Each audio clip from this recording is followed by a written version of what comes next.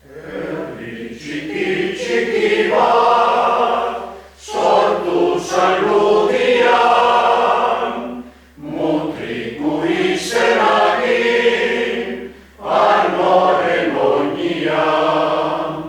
Itxas basota mendi, inguru guzian, arnoko gurutzea, guzien gainean. Amatxok esan zidan, jaio nintzanean, lehendabiziko izan, arnaz hartzian. Bizia dizen betxo, ozez tapakian, arnoko mendian,